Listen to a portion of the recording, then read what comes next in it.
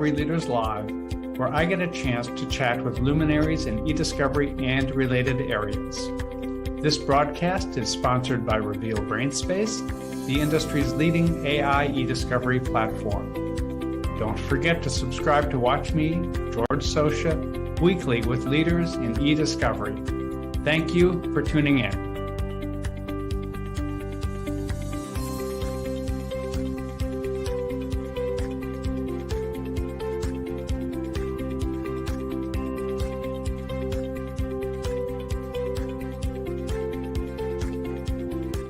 Welcome to eDiscovery Leaders Live, hosted by ACEDS and sponsored by Reveal.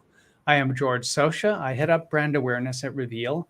On each episode of eDiscovery Leaders Live, I get the chance to chat with luminaries in eDiscovery and related areas.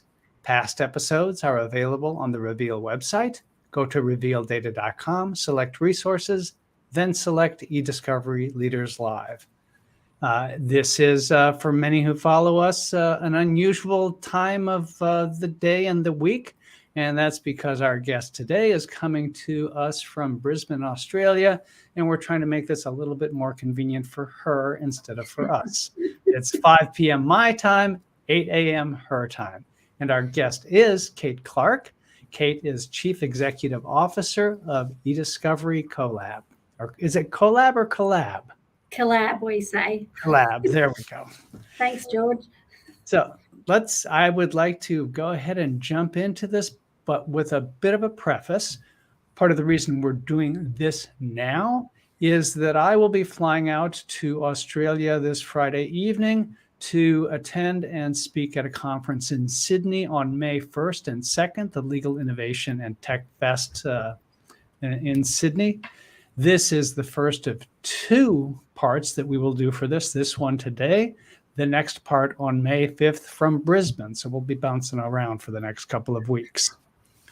There will also be, while I'm in Australia, for those who are local to Australia, events that we will be doing with eDiscovery Collab in both Brisbane and Melbourne. So that's my quick commercial, if you will. Now, Kate, let's start with you. I'd like to hear your eDiscovery story, how you got started in eDiscovery. Wow. Well, it was a long time ago, George. I started when I was 2, obviously. So I'm nearly 30 years in, and I fell into eDiscovery like I think everybody did back then. I simply went for an interview at Mallison Stephen Jakes, as they were at the time. They're now KWM Mallisons. And I sat in a room with a lady called Michelle Marnie, who's pretty famous in the eDiscovery world. And she talked to me about this role. And I thought to myself, oh, my God, this lady's crazy. I don't know what she's talking about. And wait a second. I know Michelle. She's not crazy. Yeah, but to me, I'd come from Brisbane and disclosure back then for us was maybe, 500 documents. So she was talking about millions of documents. And I just couldn't get my head around that in the interview. Why would they have people who just do disclosure stuff for that? Why would they just have a group for that? Anyway, I went home that night and I said to my husband, I don't know what it is, but it sounds pretty cool. So they've invited me back for a second interview. So I went for a second interview, of course, got the job. And I tell you, from the moment I got into the job, I thought, yeah, this is ticking all of my boxes. I get to do all this fabulous stuff. I get to learn about databases. I get to learn from Michelle. And I suppose I started the journey not really knowing where it was starting or where it was going to end. And then, eventually we started our own business and now we've been doing that for 6 years. So it feels like a really long time ago. And there was lots of steps along the way. So I've also worked at lots of eDiscovery providers around, and that's a very different experience to working in a top tier law firm. And I've also worked in really small boutique construction firms and a mid-sized firm here in Brisbane where I set up their group. So I've had lots and lots of experience. I've always worked in law firms. So even prior to being at eDiscovery, I was working in law firms and pretty much in IT and network administration and precedent coordination. So I've worked in pretty much every aspect of a law firm. So I inherently understand everything that is required from a law firm point of view, which it really informs the business now, and it really helps my staff to understand what the lawyers want. So it's been a really long journey. Yes, well, congratulations for that 6-mile mark, whether it just was, just will be, it doesn't matter. Yeah. As you know, I was on my own for, I think, 13 years. Yeah. And when I first started up, I was told that if I made it to 5 years and had a future looking out from there, then I would be in good shape, because most never get that far. Most never get past a year or two. So congratulations on that. Thank you. It has been, I suppose, throwing COVID in the middle of it was a bit of a shock. But I reckon if we can get through COVID, we can pretty much get through anything. We made a really firm decision through COVID that we wouldn't, reduce the staff days, we wouldn't reduce their salaries, we wouldn't lose anybody. And we were really proud that we were able to actually navigate COVID and still provide all of that stuff for our staff, because, a lot of around us was just a bit chaos. But, we're through the other end now, and we can really see the business growing again, which is good. And we celebrated at 3 years. When we got to the 3-year milestone, we thought that was pretty good. We got to 5, and then all of a sudden it's 6, and you go, well, it's just what we do now. Like, it's just a thing. Just another year. Yeah, that's right. So well, it's nice to be in that spot. Having, as you have, worked in eDiscovery in both law firms and eDiscovery providers, what do you see as the advantages and the disadvantages of each? Yeah, that's a really interesting question. So I suppose for me, if I split the law firms up, so I've worked top tier, mid tier, and really small. And I think the top tier environment is really great because there's lots of people around you to learn from. But it's a bit isolated from the actual lawyers in the law firm, and you don't really then get to speak to their end client either. So I don't know if I really liked or enjoyed that section of it. Mid-tier firms, you do get access to, certainly direct access to their lawyers and their clients. And I think that was a really good grounding for me to start a group in a law firm and make that a successful group, which, from the ground up, it's not an easy thing to do either. But then when I had an experience working in a small boutique construction firm, and that was like just taking a top tier group and dumping it into, its own office. And that was probably for me the piece where I learnt the most. So, I was part of the team. I did the project management on the litigation matters. I also ran the eDiscovery paralegal group. And that's where I really got to learn about the law and how you fit the tech into the law. I think a lot of providers these days do it the other way around. So they get their tech and they push litigation process into it, whereas we always tried to build the litigation process within the database and just make the tech work for that actual process. So I think working in that boutique, small boutique law firm really, really honed my skills and what is important to a lawyer. And now, myself and my team, we know every step of the litigation process. So we can help the lawyers better than we could before. Working at eDiscovery providers is certainly different. I think having worked in some of the larger ones here in Brisbane, again, you are a bit disconnected from the lawyers, which can be hard. But what that helped me with is when I built my own group, I knew that selecting the clients we want to work with was really important. So the lawyers that we work with treat us as if we're part of their team. And I think COVID's helped with that because we don't need to be sitting near them. So I think in some aspects, we're very thankful for COVID for the working from home bit, because now we can feel like we're part of their team and not even be in the same city as them, sometimes not even in the same country.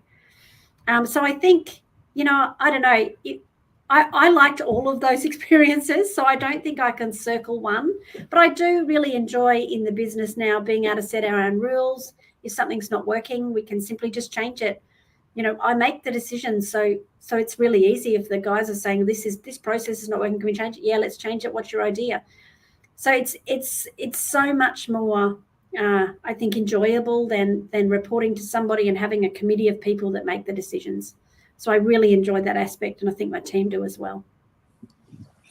So in a law firm, you're working with one set of people within the law firm, and then of course you're working with multiple clients, sometimes with other law firms. Now that you're in a provider, you're working with multiple clients, those law firms, and presumably with other providers, either through the same law firm or other law firms. Is the dynamic different now that you're on the provider side than on the law firm side, or is it pretty much the same thing? Look, I think that's a really interesting question. I think that I think we're a bit different to other providers. I think we have a different relationship with our clients than other providers potentially do. Our very strong focus is client service. So obviously you need to be a technical expert. That just goes without saying. But because we understand how lawyers work and what their processes are, I think we can help them on a different level. So for me, sometimes I think working outside of the law firm environment actually opens doors for us, and we get briefed a lot direct from corporate counsel. So oftentimes, like we have a matter that's coming in this week, they don't even have external counsel yet. We're the first cab off the rank. So that's a really nice position to be in. And I think if you go to an external law firm and their client brings you, it's a whole different ballgame. The law firm immediately know that they're going to have success because the client's brought you. They immediately know the client's going to be happy with anything that we do because they continually take us to new law firms.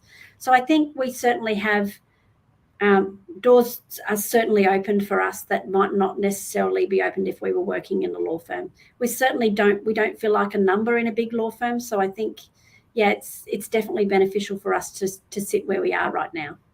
How much of the approach you take is shaped by having worked both in law firms and at providers? I think all of it. When I started this business, I just threw out the bits that I didn't like. So, we talk about flexible working arrangements. We certainly have done that. We talk about work-life balance. We actually go out of our way to make that real. We actually have a set of values that is agreed by the whole team and contributed to by the whole team, and we actually live by that. If you don't live by our values, you simply don't stay here. So I take all of that really seriously, and I've worked in many places that just have their list of values and their list of requirements, and they don't follow it. So I don't think that's really an honest approach to how you should develop a team. So I spend a lot of time making sure that the values that we put in place are the ones that we can live by. And, at the top of that is, life's first and family's first. So we really live that value as much as we can. So if someone's got something wrong with their family, they just go. If they've got a deadline, the rest of the team just gets in and gets it done. So I really enjoy that part of being able to get rid of all the stuff that I hated and bring in stuff that's new and fresh that, potentially others aren't doing. And I have to listen to my team constantly because they are constantly challenging me with, can we do this? Can we do this? And sometimes they get a no, and there's a reason why they get a no. But most of the time it's, yeah, that's a really good idea. Let's do it. How do we get it in quickly? Let's do it very quickly. I'm very much a champion for change. So we really enjoy our working environment. We enjoy spending time with each other. It is very important that when you come to our eDiscovery Collab, that you fit into our culture. If you don't fit to our culture, you simply won't be here for very long. Well, you have lived champion of change in that you could have stayed in established law firms. You could have stayed with an established provider. You chose to launch your own boutique eDiscovery practice. What led you to do that? Yeah, that was actually one of my clients' faults, actually. I'd worked with this one corporate client, Arup, for a decade, I think. And this one particular in-house counsel, Kiri Parr, who's now ex-Arup, but she was the general counsel there way back when. And we'd worked on many, many matters together. And it came to a point where we'd just fallen off the back of an extremely large 6-year litigation, and we won on every point. I'll just brag for a bit. And she took me for a coffee, and she sat down and she pulled out a napkin and a pen, and she drew 3 circles on the napkin. And in one was the corporate counsel, there was a law firm, and the third box was technology. And then she drew a stem, and the stem was me. So she wanted me to start my own business so she could use me on every matter. And that's what we did. And that's our logo today. So that tree is where that story comes from. So the tree is very important to us. We just rebranded recently. We used to be called Enhanced Litigation Management Solutions. Oh my gosh, saying that name for 6 years is a bit tiring. So we have, it might roll off your tongue as it just did, but probably not off everybody. No, everybody just used to call us Elms, and we did in the end too. So that was much easier. But our rebranding experience has been really great for the business. It was really important to us that we kept the tree, because that's where we came from. That's how the business started in the beginning. So we have now rebranded. We are fully excited. We have a new purpose. Our purpose is certainly not to be the biggest in the market. It's just simply to be the best. We probably won't grow over 15 people because we don't think we can maintain our client service beyond that point. And we are really passionate about client service. So we are very purposeful now about, the matters we take on, the clients we take on, and the culture within the firm. So we're really excited. It feels like a new business. It feels like we've grown up from being a baby, and we're now ready to, rock and roll again, I suppose you could say. We're ready to go. We're excited. Rebranding can be a major upheaval. After all, you're changing everything, potentially everything about how the world sees you. How has that experience been for you? Is it what you expected it to be? I think it was what I expected to be. It was hard. It was a good, solid 5 or 6 months of work to get it to where it was. I got a really good team behind me. So that made it a lot easier. I just think we all sat down and talked about it, and we just all knew it was the right decision. So it had to be done. It wasn't a question of why not. It was just, we're going to do it. Pretty much here at eDiscovery Collab, if you have an idea and you want it done, you just do it. There's no delay. You just get on and get stuck in. And that's what we did. Has it been hard? I think our clients have really responded well to it. So that's what was important to us. We needed to have the word eDiscovery in our name. Our previous name didn't reflect what we did. And we needed the word collaboration in our name. So we did that as well. So, we are the collaboration between law, technology, and people, and essentially where litigation makes sense. So when you combine litigation and technology, to us, this is the place where it all makes sense. So we certainly, we're really proud of it. We love the new logo. We love the new branding. And we're excited. It feels like it's rejuvenated the whole business. What did you, so you're 6 months into the process? What are you expecting out of the rebranding exercise over the next 6 months? Well, for me, of course, we'll go and deliver all our merch, and everyone will get excited about that. In fact, I think that's probably the fun bit. And we've already done lots of that, but we'll have a road trip to Sydney, Melbourne, and Perth, probably maybe New Zealand, just to go out and meet clients. But I think what we're going to get is just more purpose. So I think the business before was trying to do everything. We had arms of things that were partially the way into their process that have never been completed. So I think for us, it's just about really servicing our clients well and being very purposeful about that, making sure the client's at the heart of everything that we do. And, we got really good clients, so that's pretty easy. It sounds as if this exercise has enabled you to very much sharpen your focus. Yeah, and I think cleared my mind somewhat. I think before there was so many ideas in the old business that were cluttering my mind. So it sort of felt like, let's just focus on what we're really good at and get it done very well. And the rebrand enables us to do that. It sounds, as I listen to you talk, as if a large part of what you try to do is to not just look at the world from your perspective, but to put yourself in the shoes of your client and try to see what it is like and what it could be like from the client's perspective. Yeah, I think that's certainly something that we are very focused is how is the experience for our client. Most of the time we have to interpret really technical language into legal language and vice versa. And that, if you don't have that skill in eDiscovery, it's very hard. You need to make things understandable that sometimes are not. I always say to my team, we've been working now with you guys at Reveal for some months now, helping you develop the product for the Australian market. And most of the time that is us going, no, we don't understand that. What does it mean? What does it mean? Push, push, push. I'm sure we've got the most tickets in the system that has ever been in the world. That's what normally happens to us. This is a good thing, not a bad thing. Yeah, we see that as a good thing. So we never accept the first no response. We always push, push, push. And, that involves us pushing for our clients. So, if our client needs a particular pricing model for a particular matter because it's exceptionally large and it's going to go for a long time, then I'm going to push, our providers like Reveal to make it better for my client. I'm very focused on making sure that our client gets the best value out of the product that they can possibly get. And, we do value billing here. So if I read the bill and I don't think the client's got value, I will write time down if that is what's required, or write it off completely. So we are always focused on what our client will get in the end of it. And I think if you have that focus, you can provide a better service. It's as simple as that. So let's do a little mind exercise here and have you step out of your eDiscovery Collab shoes and into some hypothetical, say, law firm clients' shoes first. What should that law firm client be expecting from their eDiscovery providers? Oh, wow.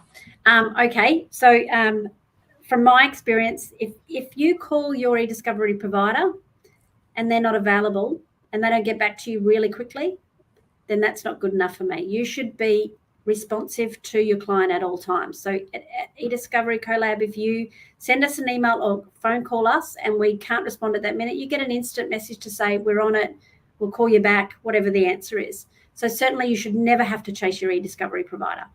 I always like to make sure that a client has a consistent consultant. So you don't want to be changing consultants every 2 months. You want to have one person that you deal with right from the identification of document sources through to the e-trial, because that will give you the best value. The more that your eDiscovery provider learns along the way about your case will add more value to your legal team and reduce the amount of time it takes them to find documents. So for me, consistent consultant. You have to be able to speak IT and legal. If you can't do that, you shouldn't be in the game. For me, it's really important for people to understand the litigation process. So if you're having to tell your eDiscovery provider what's the next step, that's a problem. That means they haven't been exposed to the litigation process, and that needs to change. They, of course, have to be an expert. There's no doubt about it. You have to be an expert in your product, and you have to be able to manipulate your product for what your client needs you to do. So sometimes, as you know, George, you can't do it in the litigation database. You have to pull the data out, do it in something else, chuck it back in. Like, that is a constant activity that we have to do. We've got heaps of tools available to us. So there's no reason why eDiscovery providers can't get across all sorts of technology and just use the bits that they need to service their client properly. I think, too, you need to be really flexible with your pricing model. So if you've got a corporate client or a law firm, sometimes for us, we'll negotiate a deal where we look at all of their matters as one big pot of data instead of looking at as individual matters, and that enables us to reduce the cost of the overall storage. So you just have to think outside the box. And for me, I've got to have a really good relationship with the people who provide the technology to me. So for Reveal, I have to have a really good relationship with that person so that if I need something special for a client, that product will do it for me. And I think that's really important. And I suppose that the last couple of things I would say is you want your eDiscovery provider to give back to your firm at no cost. So they should be running training programs. They should be constantly teaching you things that you don't know or giving you tips and tricks. So they should be doing that, or they should at least be offering that. And finally, if they're not nice people and you don't want to work with them, then move providers. You could spend 6 years with these people. If you don't like them, move on, I say. That's really important. They have to be really nice people. How does this change, if at all, if you step out of law firm shoes and into corporate or governmental shoes as a client? Or is it really the same set of considerations? I think it's the same. I think probably if you're going into a corporate client, like if I was to go to a corporate client and work there, I would be pushing a lot harder back on the Reveals of the world to provide us with better value. I'd be pushing them more to align their product to my internal environment so that it is reducing my costs at all times. And I think certainly if you're in-house corporate, you can probably provide a lot more value. And I'll give you an example of that. We have one corporate client who has been with us since day dot. and I've worked with them for probably nearly a decade now. We actually look at their systems and tell them what costs them money within their systems throughout the discovery process. So, this bit of software, when you take an email from here to here, it changes the metadata, which stuffs up the deduplication process, which means you've got duplicates in your database, which means the lawyers have to review them.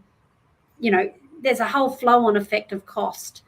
So when you work very closely with one corporate client, you can locate those things and stop them. And I think that adds real value to the corporate client. It's not something they can see once it's fixed, but oh my God, you feel it if it's not fixed. So I think, I think we have the ability to be able to do that because of our relationships that we've built with our clients. And that's the bit we all really like. We like having a problem and finding a solution. So everyone gets excited by that. The whiteboard comes out and away we go. It's fun. It's actually fun. You've been on this eDiscovery journey for 30 years now, almost. Anything you missed from the good old days? Yeah, I actually missed sticking the old barcodes on the pages. I love that. I found it so relaxing. If I needed to, I can't do this mind stuff for a while. I just want to relax. I'd go and barcode for a while. So I do miss the simplicity of hard copy land. And I probably miss the pace of it as well. Back then we felt really busy, but compared to now, it's just a whole different ball game. So I wish it could be that simple again, George. It wasn't. It seems a lot easier back then. Well, how about looking in the other direction instead of the past, the future? What are you most excited about looking forward? Look, I think for me, it's the AI stuff. Look, all the tools have good AI. I think Reveal's AI is really exciting, and we are really looking forward to getting into the nuts and bolts of that pretty quickly. We started on our journey, and we haven't even touched the surface. So, it is mind-blowing to think what the AI stuff can do. I think the next thing I'm excited probably about is developing tech. So, we've been working with you guys for a good 10 months now. And we can actually see everything that we're asking you to do. We can now see it in the product. And for us, it now feels like the product is a little bit ours.